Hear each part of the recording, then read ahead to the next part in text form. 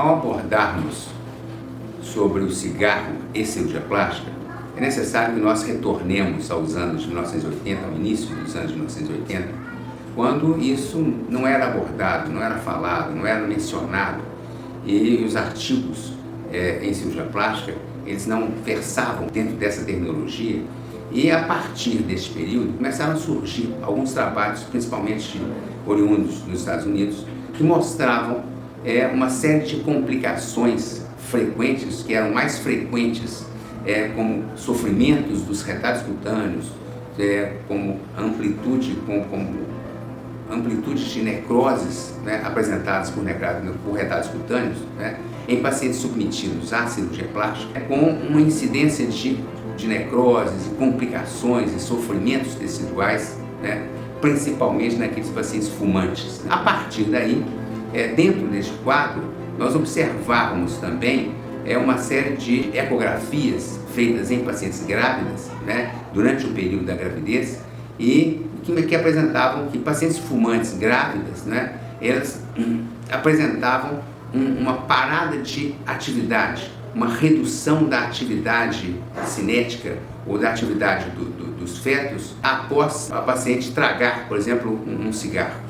Após a paciente tragar um cigarro, os fetos entravam em sofrimento durante um período de 20 minutos e exclusivamente após uma tragada de cigarro. Ou seja, uma tragada de cigarro levava a uma diminuição do movimento fetal que perdurava durante um período de até 20 minutos. E essa ação do cigarro sobre os fetos no período da gravidez, ocorreria também em pacientes pós-operados, no período pós-operatório de pacientes submetidos à cirurgia plástica. E essa redução e esse espasmo vascular gerado pelo cigarro levava a um sofrimento específico das atividades dos retalhos cirúrgicos, com uma evolução para uma desvitalização e necrose dos retalhos. A partir daí, estabeleceu-se que o cigarro e cirurgia plástica são duas coisas que não funcionam.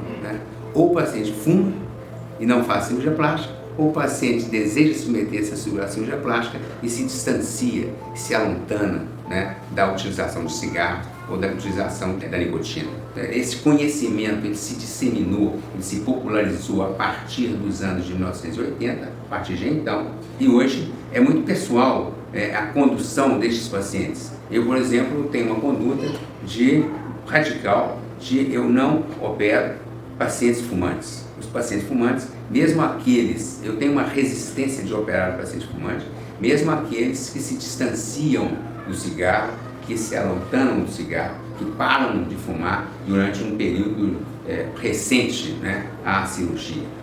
Em primeiro lugar, eu não acredito, o fumante é um paciente perigoso. O cigarro é um hábito, é um vício, portador de mais de 200 e tantos lenitivos, mais de 200 e tantas justificativas. Ele gera uma sensação de prazer que atinge 200 e tantas características diferentes. Não é um hábito fácil de ser eliminado. E é um hábito que deve ser eliminado da vida de cada uma dessas pessoas. Mas ele não é um hábito de fácil eliminação. O cigarro ele traz um dano final ao processo de cicatrização, porque ele dificulta a nutrição dos retalhos, ele dificulta a evolução natural do processo cicatricial. Ele cria a possibilidade a ação de toxinas inflamatórias que vão comprometer o processo cicatricial. Nessas cirurgias de grande descolamento cutâneo, ela, pelo próprio descolamento cutâneo, se constroem grandes retalhos. E esses retalhos eles necessitam de um aporte sanguíneo mais efetivo. E é exatamente o aporte sanguíneo, essa efetividade de um aporte sanguíneo satisfatório, que o cigarro, que a ação do cigarro vai prejudicar e vai reduzir exatamente nessas cirurgias. Então, assim, essas cirurgias são o comprometimento, as complicações e as intercorrências que ocorrem nestas cirurgias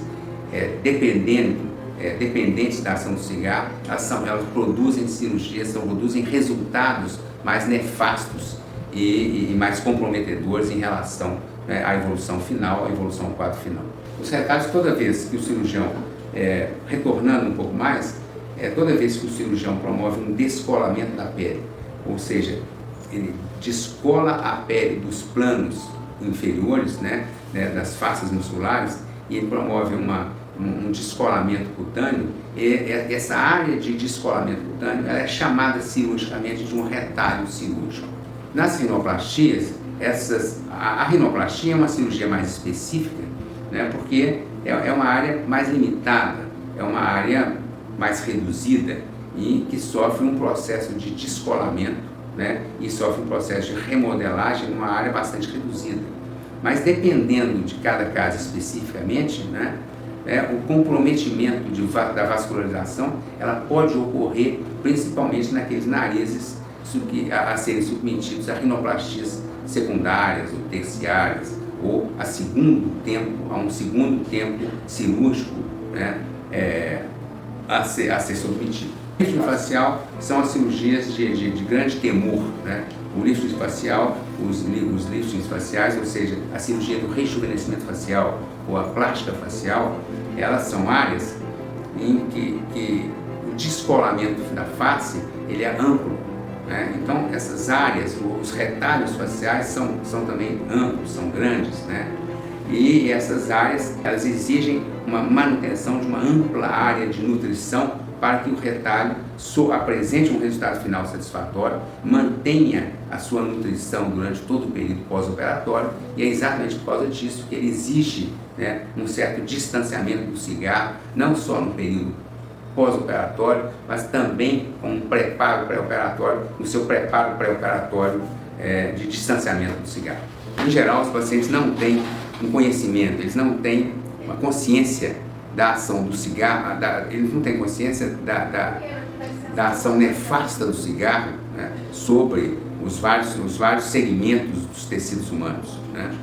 E em geral, o tabagista acha que prejudica o pulmão, né, ou prejudica um pouco o pulmão nesse ou naquele momento, né? Ele não tem uma ação, ele não tem uma consciência da ação nefasta do cigarro em todos os momentos, em cada uma dessas etapas, né, de sua utilização, em cada uma desses momentos específicos, né, da ação do cigarro sobre os retalhos cirúrgicos ou sobre cada segmento corporal. E isso tem que ser orientado, né? O especialista, cabe ao especialista orientar especificamente, né, aos pacientes não só sobre a ação do cigarro, mas sobre todas as possibilidades de evolução do processo cirúrgico, tanto no pré quanto no pós-operatório. Se você gostou, curta, compartilhe com os seus amigos e se inscreva no nosso canal do Instagram, no IACP Cirurgia.